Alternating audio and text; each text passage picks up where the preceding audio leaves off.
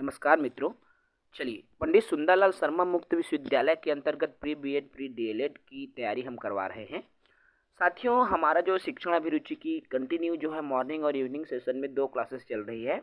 आज हमारा 7वां टॉपिक रहेगा जिसमें हम सजगता पर बात करेंगे, अवेयरनेस पर बात करेंगे। अवेयरनेस से जुड़ा हुआ 30 इंपॉर्टेंट एमसीक्यू सीरीज पर बात करेंगे। तो चलिए देर न करते हुए आज के सेशन की शुरुआत करते हैं। जो साथी नए हैं, पहली बार हमारे YouTube चैनल पर विजिट किए हैं, वीडियो को पहली बार देख रहे हैं, चैनल को सब्सक्राइब कर लीजिए।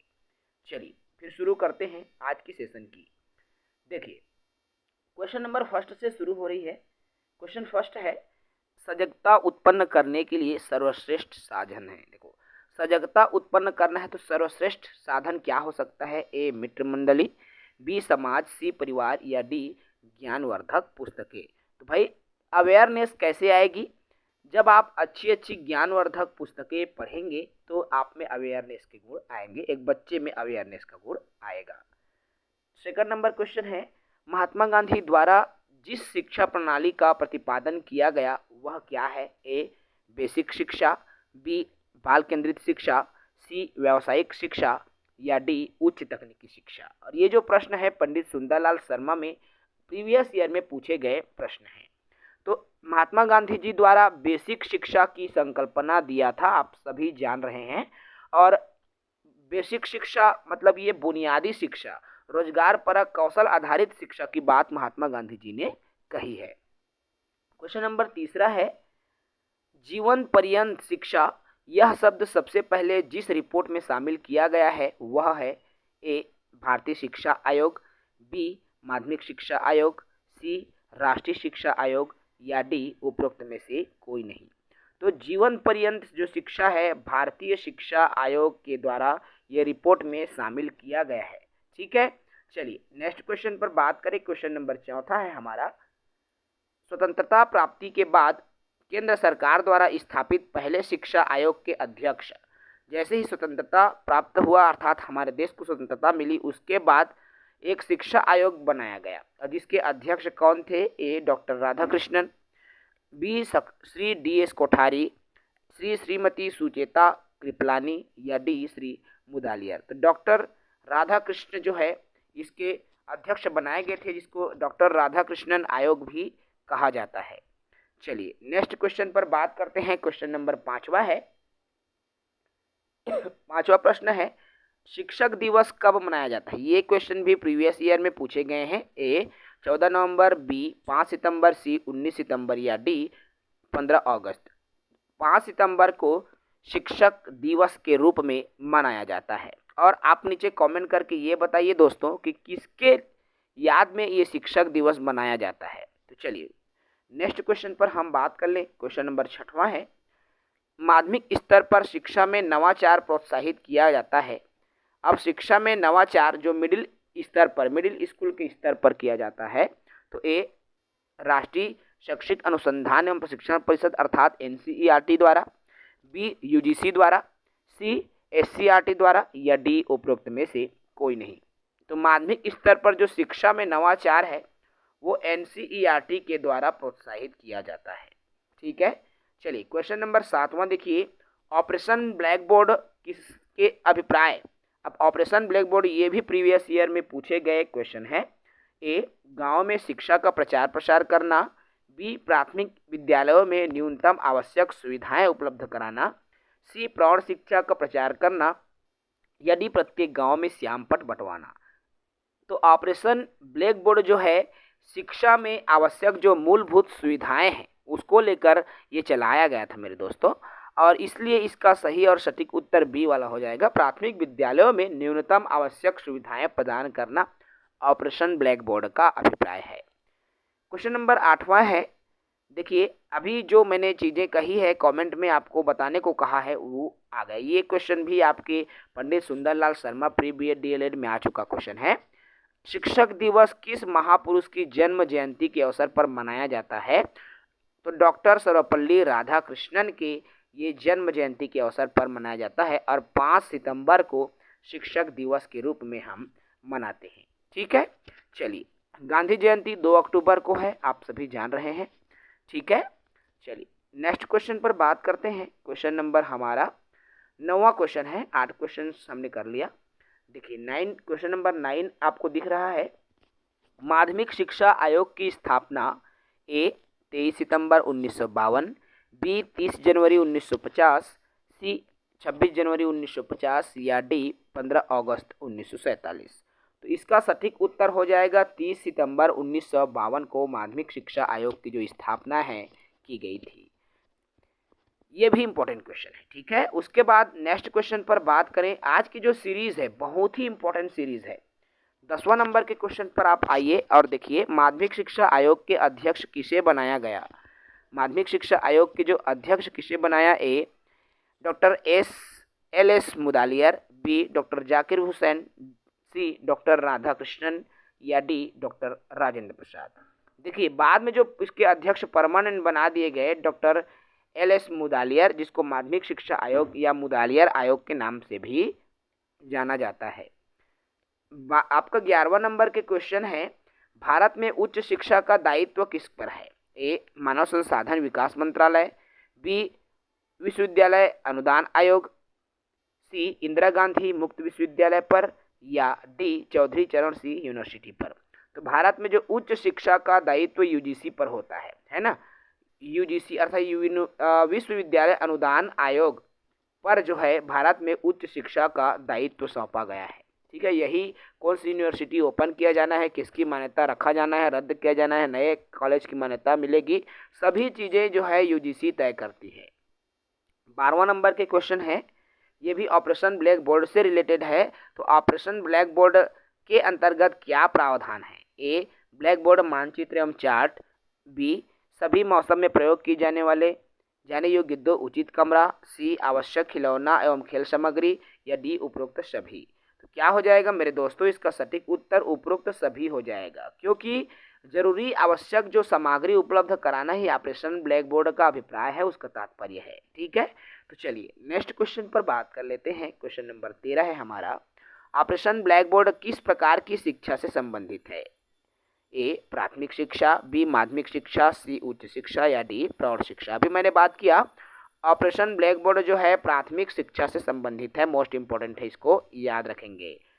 नेक्स्ट क्वेश्चन है क्वेश्चन नंबर 14, आपको स्क्रीन पर दिख रहा है, सभी व्यक्तियों में कोई न कोई गुण अवश्य होता है, शिक्षक को गुण ग्रहण कर लेने चाहिए परंतु अवगुण, देखो अच्छे गुण को शिक्षक को ग्रहण करना चाहिए परंतु अवगुण को नहीं। यह कब संभव है, जब शिक्षक जागरूक हो, जब शिक्षक गुणग्राही हो, जब शिक्षक परिश्रमी हो या जब शिक्षक में योग्यता हो। तो अगर शिक्षक में अवेयरनेस के गुण है, अगर शिक्षक में जागरूकता के गुण है, तो ही वो शिक्षक अच्छे गुणों को ग्रहण करेगा और अवगुणों को वो ग्रहण नहीं करेगा, ठीक है।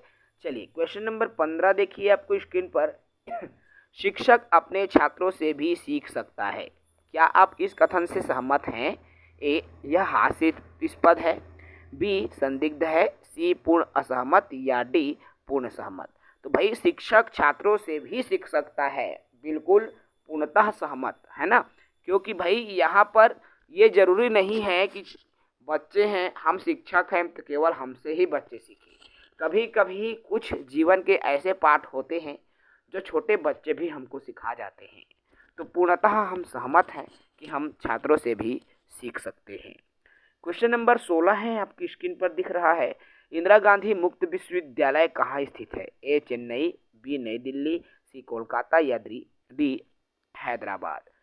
तो न्यू दिल्ली में Indira Gandhi national open university, जिसको हम किसके नाम से जानते जाते हैं, शॉर्ट में ANOU, इग्नो IGNOU, ठीक है, इग्नो के नाम से भी इसको जाना जाता है।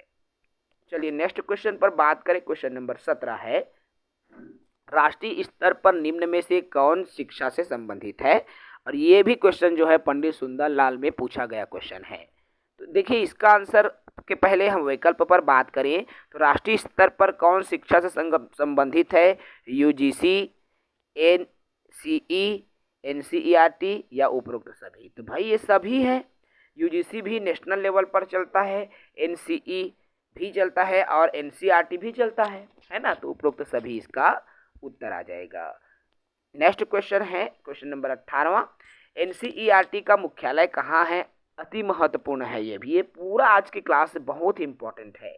तो एनसीईआरटी का मुख्यालय ए चेन्नई, बी कोलकाता, डी नई दिल्ली, सी और डी होगा मुंबई। तो सी हो जाएगा न्यू दिल्ली अर्थात नई दिल्ली में एनसीईआरटी का मुख्यालय स्थित है।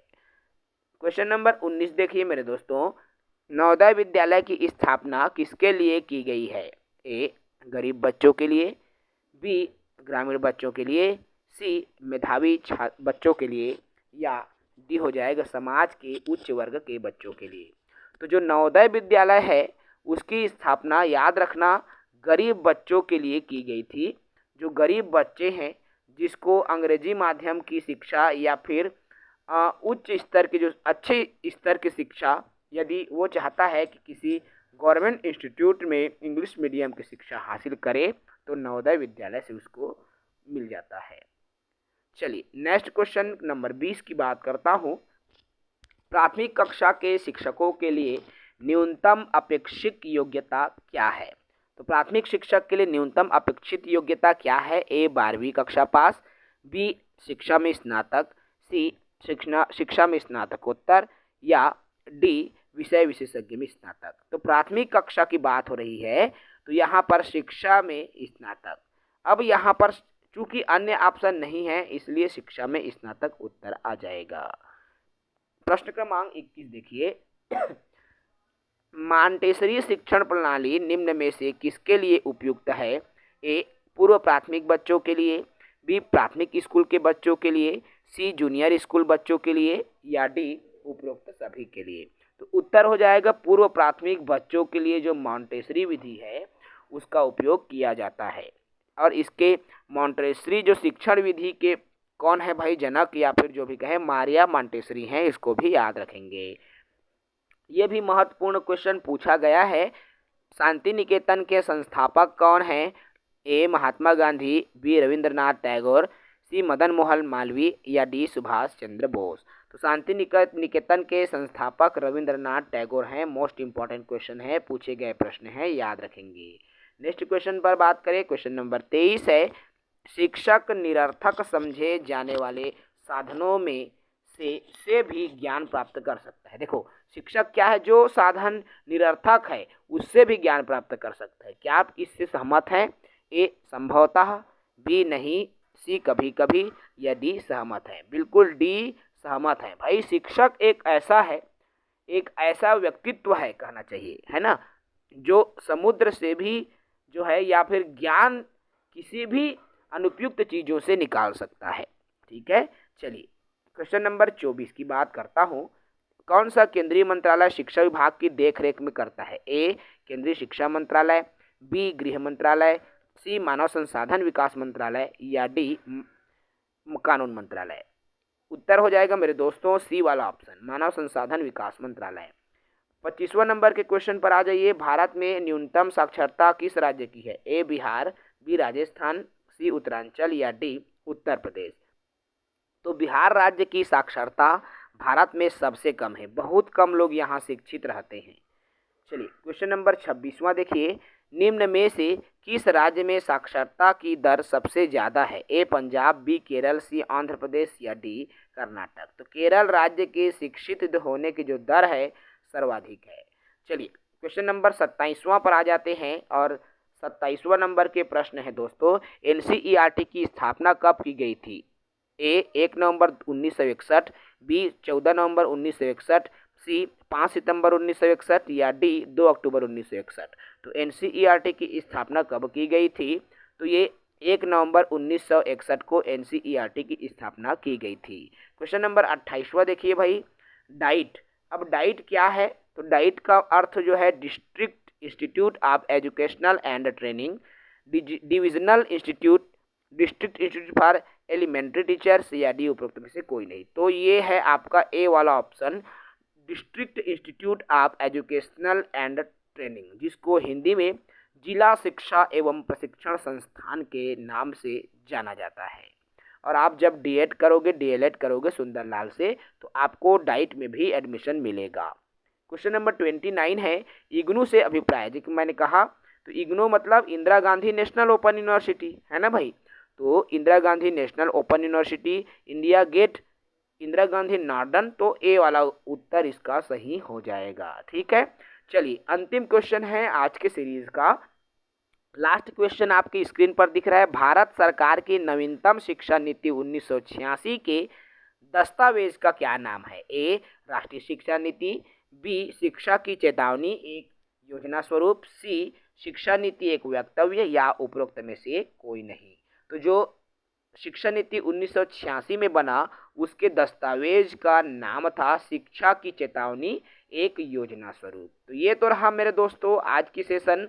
और आज की सेशन में हमने अवेयरनेस अर्थात जागरूकता या सजगता पर हमने बात किया और 30 मोस्ट इम्पॉर्टेंट एमसीक्यू सीरीज पर बात की। और आज जो मैंने वीडियो बताया है, आज जो मैंने 30 क्वेश्चन बताया है, हर एक क्वेश्चन इम्पॉर्टेंट है और इनमें से एक क्वेश्चन आने की जो है संभावना 90% है। एक दो क्वेश्चन, 3 क्वेश्चन तक पूछे जा सकते हैं आज की इस सेशन से, आज की इस टॉपिक से। तो जो भी साथी आज के टॉपिक को नहीं किया, समझो उनका 2 से 3 नंबर मिस हो गया। तो आज के इस वीडियो को पूरा देखें। जय हिंद, वंदे मातरम, जय छत्तीसगढ़।